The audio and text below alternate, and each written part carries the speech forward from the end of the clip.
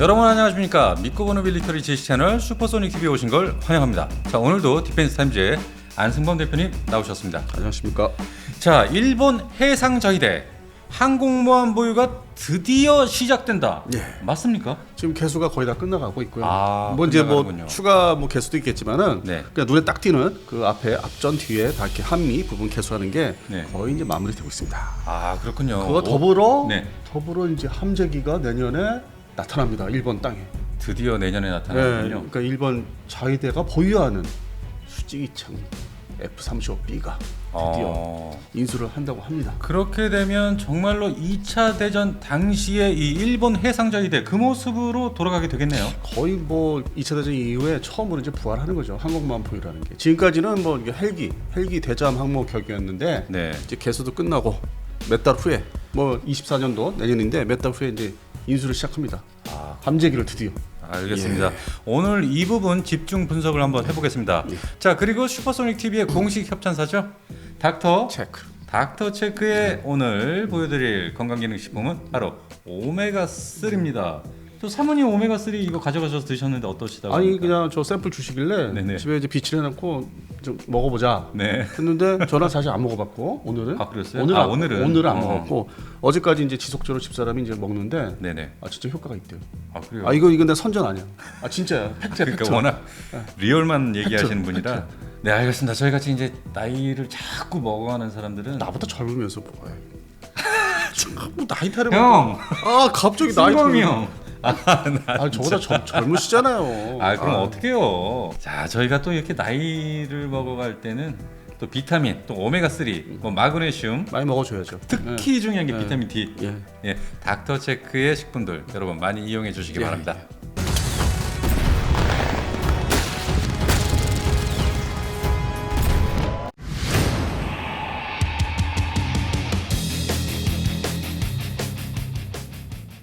자, 일본 해상자위대 항공모함 보유가 드디어 내년부터 시작된다고 하는데, 그러니까 항공모함 개수한 항공모함 네. 2만 톤대지만은 그거 플러스 함재기가 일단 나타나는 거죠. F-35B. 예, 그러니까 일본 소유의 네.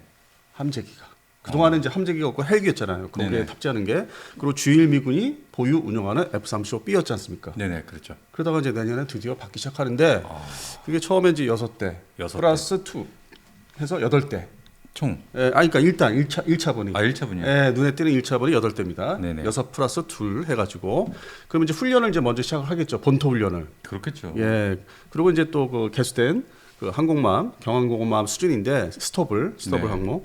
거기에 이제 배치를 이제 하고 또 훈련을 또 2차 훈련도 해야 되고. 네네네. 그래서 실제 전력화 되려면은 시간은 더 걸리긴 해요. 그러면서 그 중간에 또 이제 받아요. 최종 42대를 이제 보유할 예정이거든요.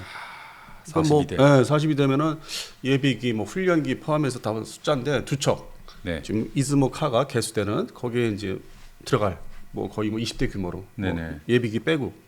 그래서 이게 드디어 이제 눈에 앞에 나타나는 거죠. 그 동안은 이제 말로만 그 종이상으로 뉴스상으로만 이제 얘기 돌았는데 네. 제조를 이제 거의 다 초기분을 미국에서 제조를 이제 하고 있기 때문에 내년에 나타나서 지금은 이제 관심들이 없죠. 그냥 배만 네. 이즈모 카가만 개수하는 모습만 보니까 저거 우리도 비슷한 거 있는데 독도나 마라도 비슷한 거 있는데 집까지 이렇게 개수해봤자 이런 식의 이제 생각을 하는데 네.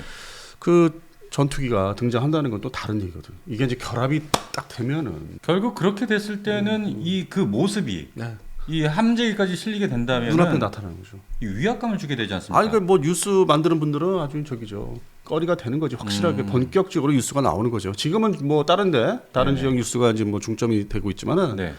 이게 내년에 이제 인수를 하면서 또 테스트를 한다 하면은 계속 뉴스가 나올 겁니다. 그러면 이제 우리는 뭔가 좀 찝찝하지. 왠지 모르게. 지금 워낙에 대한민국이 함재기 가지고 말이 많지 않습니까? 지금 F-35B를 들여와야 되냐 말아야 되냐 아니면 이 KF-21N 버전이 나와서 이것을 정식 함재기로 써야 할 것이냐. 현재 결정된 건 없는데 네. 이 정부가 바뀌면서 먼저 정부에서는 F-35B 중심의 얘기를 많이 했었는데 그렇죠. 지금은 사실 이렇게 흐름이 KF-21N 쪽으로 많이 좀 이렇게 흘러가고 있죠. 결정된 건 없지만은 전혀 없죠. 예, 그러다 보니까 그것도 개발을 해야 되잖아. 그리고 또 항공모함 규모도 바뀌어야 되고 이번에 모형이 나왔지만 그렇죠. 마덱스에서. 근데 그렇게 우리는 이제 여러 가지 확대해서 좀 더 뭐 많이 좀 잘해보자 하는데 옆에 나라에서는 그냥 실무적으로 그냥 달리는 거죠. 그냥 뭐 먼저 이거부터 가져야 되겠다. 스톱을. 그리고 이제 그 다음 게 이제 정규 항목 거예요. 지금 얘기는 계속 나오고 있지만은. 네. 그러니까 조용히 옆에 나라는 조용히 진행을 하는 거죠. 차근차근 하나하나 다. 네, 그리고 2차 대전 때 항모 보유국이었잖아요. 전 세계적이 아주 세 손가락이 들어가는. 그렇게 됐을 때 따지고 보면은 지금 전 세계 해군력 순위를 또 다시 한번 저희가 점검을 할 필요가 있어요. 그래서 뭐 저희 슈퍼소닉 TV에서는 저희 나름대로 이 순위를 좀 바꾸겠습니다. 왜냐면 일반 언론에서는 일반 해상자위대가 전력이나 뭐 실력이 뭐 전 세계 2, 3위다 이렇게 막 뻥튀기 하는 뉴스. 그렇죠. 네, 근데 실제 안 그래요. 네네네. 그 기준이 뭐냐? 네. 기준이 뭐겠습니까? 핵 잠수함 보유. 그렇지. 그리고 또 하나 더 항공모함. 이거를 가지고 있냐 없냐를 기준으로 삼아야 돼요. 그러다 보니까 일본이 일본 뭐 해상자위대가 한참 빌려. 그런 기준으로 따져 보니까 현재 2023년 기준으로. 네, 2023년 이제 여름 기준으로 보니까.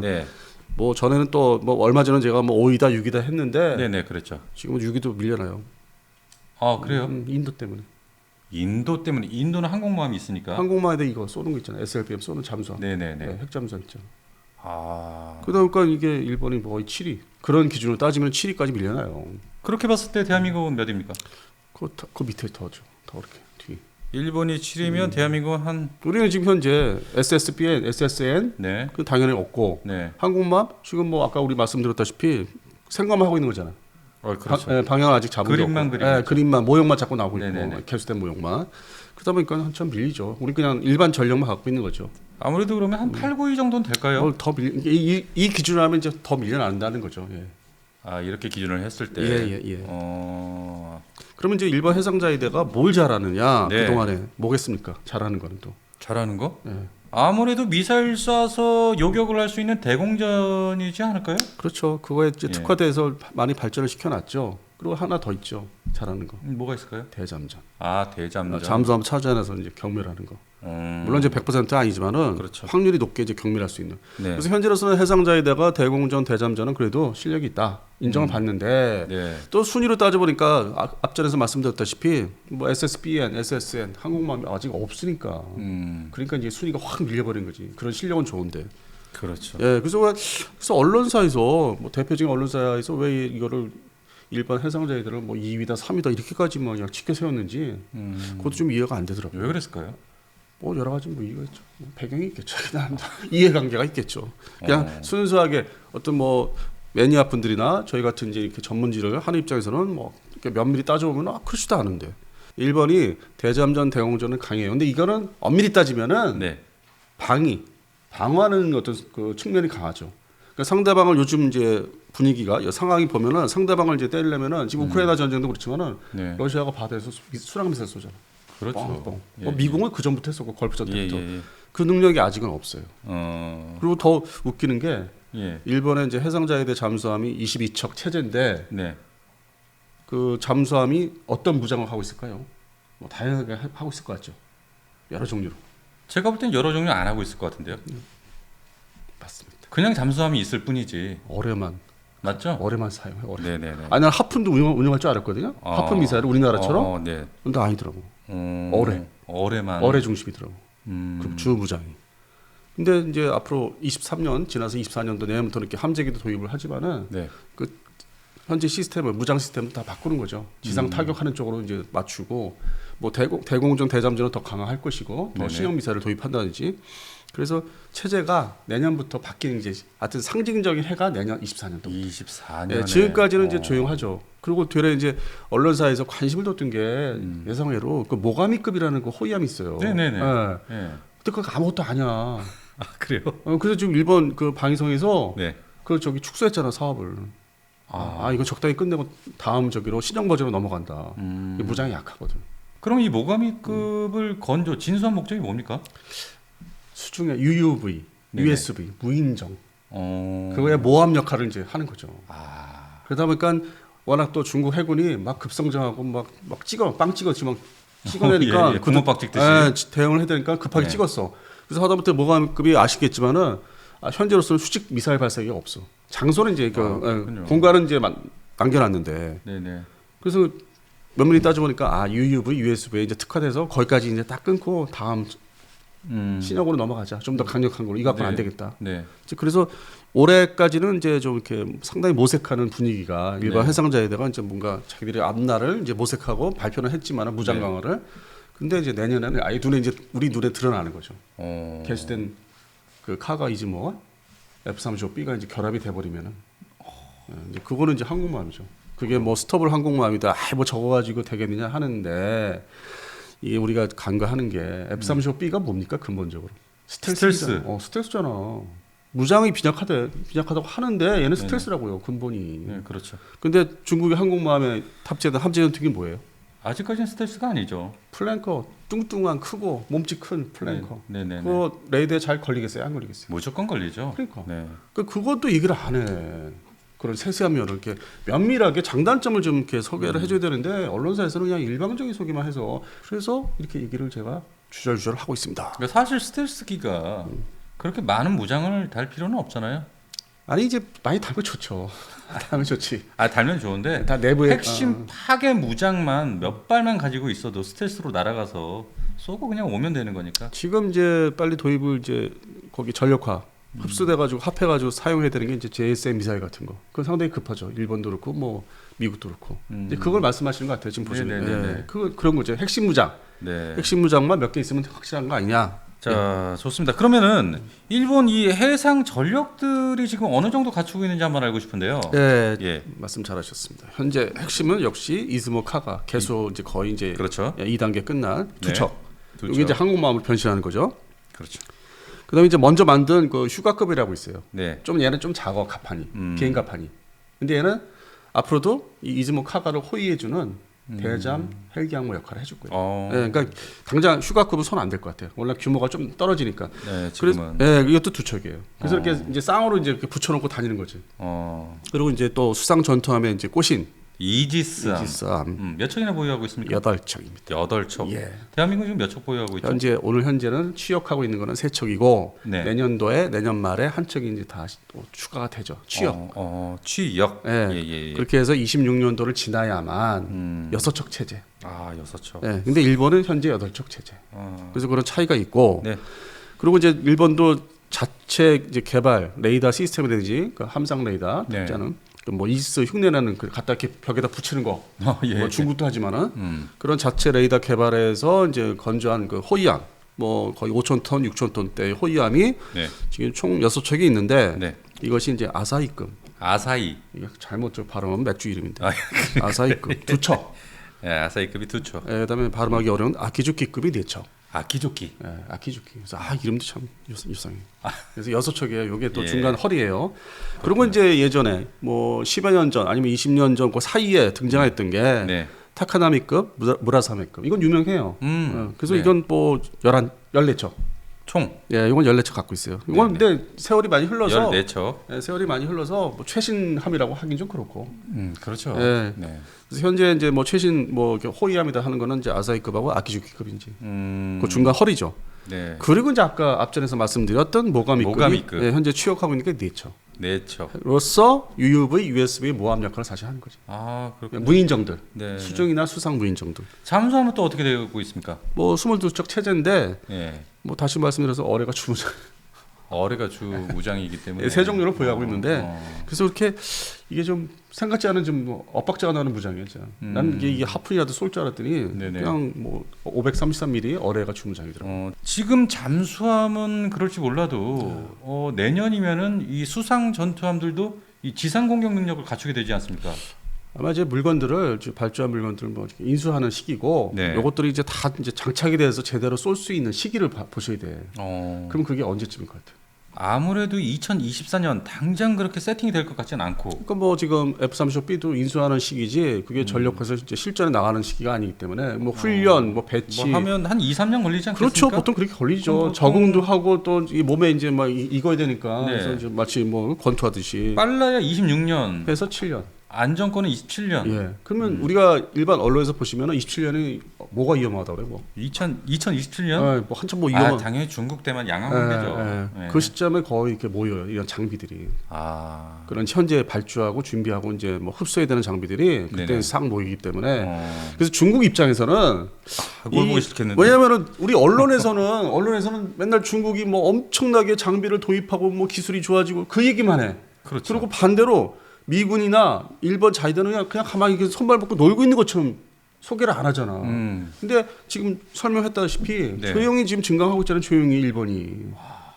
그리고 시점이 그때 맞춰져 있고. 그리고 일본에 뭐 일반 해상자위대뿐만 아니라 미국 태평양대는 노나. 그 뉴스들이 막 이렇게 조금씩 나와요. 그걸 합해놔서 소개를 안 해.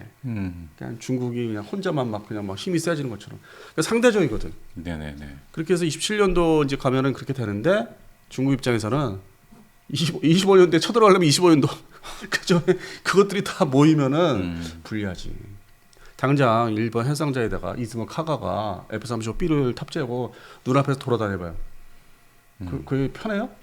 중국 입장에서는 그 작전하기가 뭐 어디 친구가 눈에 가시죠. 네, 그러니까 미국이 이제 노림수가 일단 네가 한번 나가서 좀 일본을 좀 키워서 일본을 키워서 일단 네가 나가서 이렇게 한번 탐색을 해봐라. 탐색전을.